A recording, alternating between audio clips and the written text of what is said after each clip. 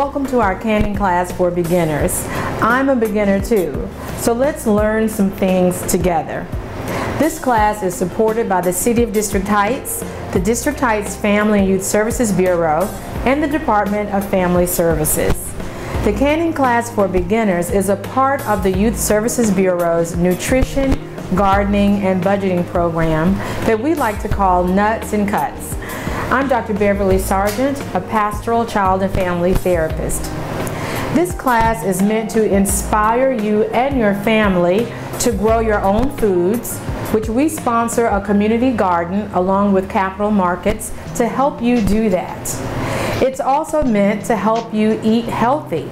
We have free nutrition classes facilitated by the University of Maryland to help you and your family do that as well.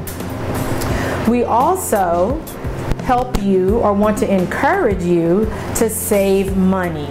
We host budgeting classes facilitated by the Career Community Center to help you do that as well. And all of these classes are free. Now you may wonder, why is a child and family therapist taking part or trying to facilitate a nutrition program or help take part in a nutrition program? Well, there's a relationship between healthy eating, healthy living, and healthy thinking. Growing your own vegetables and preserving your harvest is a great way to keep healthy foods in your home and depend less on grocery stores. Please send us an email at ysb@districtheights.org to learn more about our programming. If you live in the zip codes we have at the bottom of the screen, we really need to hear from you. If you live in one of these zip codes, you watch the entire video and complete our questionnaire and evaluation, you may get a small token of our appreciation. The incentives end May 31st, 2022. So let's get started. Preserved or canned foods can last up to 12 months, making your dollars, your hard work, and your healthy garden harvest last a long, long time. The savings can be huge. Spend about $3 on a packet of seeds, and instead of enjoying your harvest for just one season or one meal, you can enjoy it year-round. And canned foods make great gifts. When my parents were going to the grocery store, most of the time when they went to the grocery store, it was not to buy vegetables. In fact, as a child, my family farmed. We harvested vegetables, and my mom taught us how to preserve those vegetables. I learned how to blanch and how to freeze from my mother, and I learned how to can from our local 4-H club. But still, I'm definitely a beginner.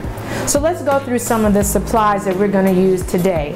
Today we're going to actually can whole tomatoes. So of course you're going to need the tomatoes. You'll need a cutting board. You'll need something to measure with. This is a tablespoon. We're going to use 3 tablespoons of lemon juice, so of course you'll need that. Now I'm using these knives today, and these knives are made especially for children, and I want to encourage you to make this a family affair. So I want to show you how easy it is to use these utensils. Also, you're going to need one of these things, and I apologize, I don't know what it's called, but you use this to grab the jars out of the hot water bath. The process we're using today is called hot water bath. Now this has a magnet on the end, and I'll show you, you're going to need this to stay safe, because this lid needs to be in boiling water or hot water before you put it on your jar. And of course you're going to need a jar. You can determine what size jar you want. I just happened to choose these because they were at the grocery store when I went shopping. And I found this to be useful because when you as you're preparing the harvest or the process as you're preparing the food, you want to keep your jars warm. So I'll have a hot water bath or warm water bath going on the stove the entire time. And you need a dip. because this is what you use to dip your foods from whatever container you have. They're hot foods, and you put it inside the jar. I don't have the funnel out right now, you'll see it later, but if you use a funnel, that's going to help you a whole lot. It's going to keep you safe and keep you from burning your fingers. So let's get started with the tomatoes. Again, I'm a beginner, so I'm not quite sure how many tomatoes I need to fit inside this. And because I am a beginner, I wanted to start with the whole tomato process, because from reading the recipes on YouTube, it seems easier. So I bought 1 container of small tomatoes, and we're going to see how many I need to fit in here. What you want to do with the tomato is blanch it first, and it's easier if you score an X or a T in every tomato. Oh, and these tomatoes, I've already washed them. Now I'm going to just put that in there because, again, I want to know how many tomatoes I need.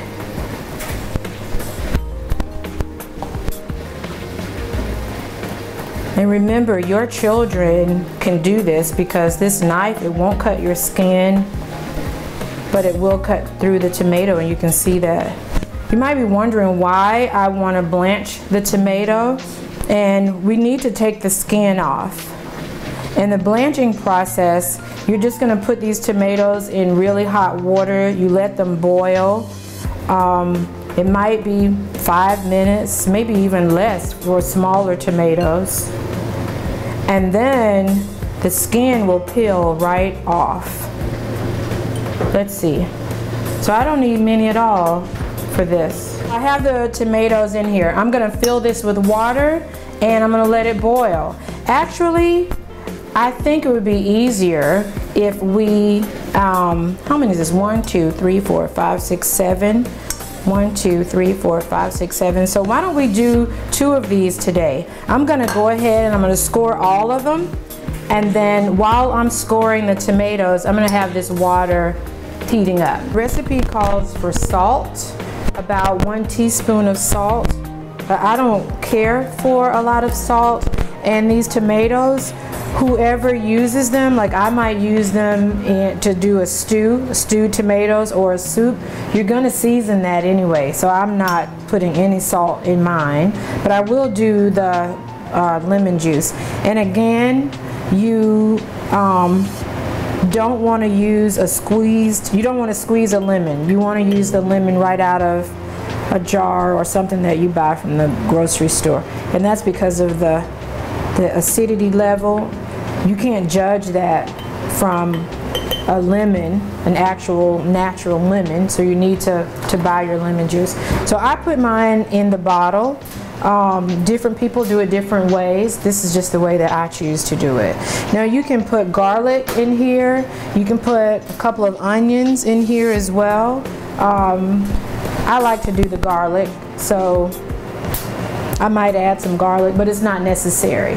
So we're just going to wait on the tomatoes. I'll show you what it looks like when you peel them, and we'll put it inside these, and we'll be ready for the rest, for the the second part or the next part of this recipe. So I took one out of the boiling water just so that I can test it. I'm going to put it on this cutting board here. I'm going to move this over. And I'm going to save that juice as much as I can.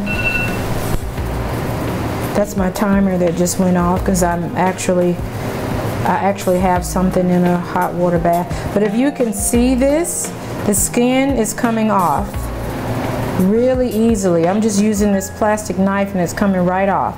So I'm going to take the rest of them out of the boiling water, let it cool just a little bit. Some people put them in an ice bath. I don't do that. I'm just going to take them out and then we'll peel them. You might be wondering what's an ice bath, and that's literally pouring ice all over these tomatoes. It does make it easier to work with if they're cold, but I'm just gonna keep it moving.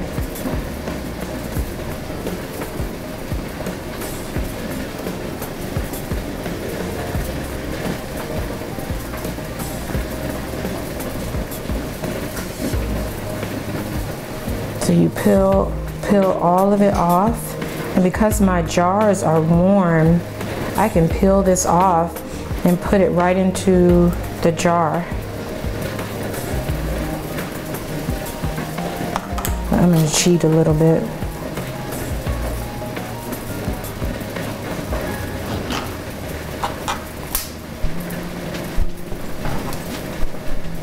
There you go. And remember, I have that lemon juice in there, in the jar. I have just 2 more left. And what I think is interesting is when we started, it looked like it was enough for 2 full jars. But after you cook them or blanch them and you get the skins off, it only filled 1 jar. Uh-oh. But if you notice, well, I want to call your attention to the to the juice that's in the jar, because this is all tomato juice other than the 1 tablespoon of lemon juice that I added at the very bottom. The rest of the juice you see comes strictly from the tomato. And on my cutting board, there's a little juice, but I want it all, so I'm gonna scrape it right into this jar. Look at that pretty red and green. Okay, and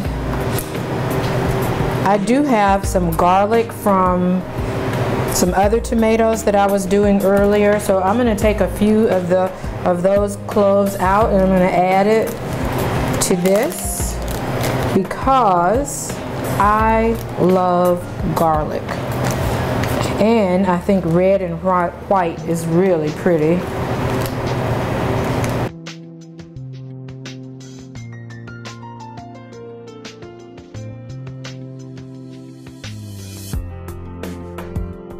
And then I'm gonna put these down in there so you can see them from the side.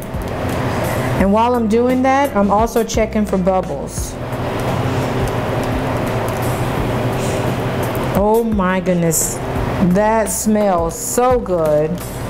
I want to put some more garlic in there. Okay, now I'm going to clean the top and put the I'm going to clean this, and then it'll be time to put the lid on it, and we're finished pretty much. I took a fork and I pressed the tomatoes down because I need a ½ inch from the top of the tomatoes to the top of this jar. I did that, and remember, if you've watched the other classes, you'll remember that we have to clean the top of the jar before we seal it.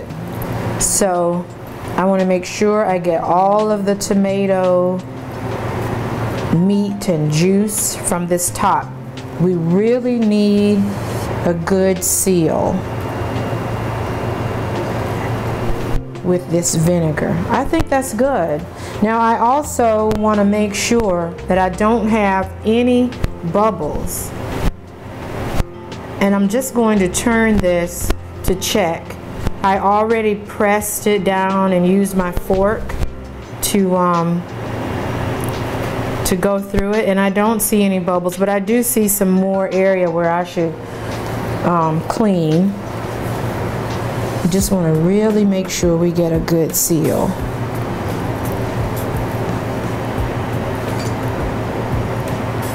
That is beautiful. You know, I didn't mention earlier that if any of your children need a science project, preserving and canning food is a wonderful science project. It's all science. And did you think about the early 1800s? There was no refrigerator. People had to come up with ways to preserve their food. And so we've been preserving, actually for thousands of years, people have been preserving food. And it takes science to actually make this work. I love science. Uh-oh. Okay. I'm gonna put this on. Remember, the jar is already warm. Now this is what I find really interesting about whole tomatoes. If you do stewed tomatoes, this isn't just this, the recipe is a little bit different. But for whole tomatoes, you need to put this in a hot water bath. Once it starts to boil, it needs to boil for 85 minutes. And then once it boils for 85 minutes, you turn the heat off and you let it sit in that bath for another 20 to 25 minutes. But because of video, I can show you what a completed project or completed product looks like. This is one that I completed earlier, and you can notice, if you notice, it's a larger jar. I used larger tomatoes, and these tomatoes I chose to cut in half. And if you remember earlier, these I used whole, they're smaller. These are cut in half. And this jar is a little differently from this jar.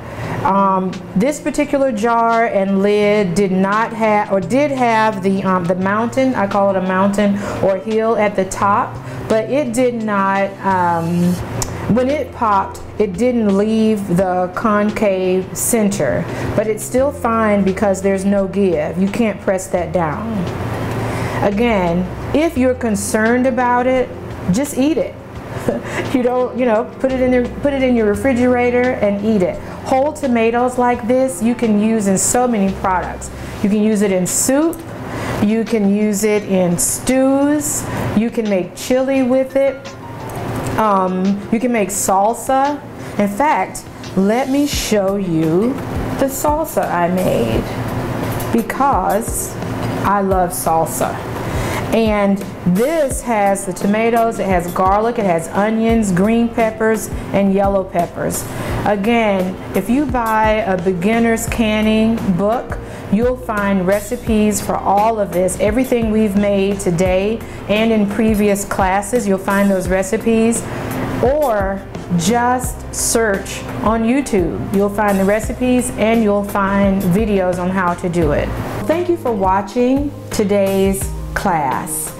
Please send us an email at ysb@districtheights.org. Let us know what you think about the class. Give us a thumbs up. Or, well, I hope you'll give us a thumbs up.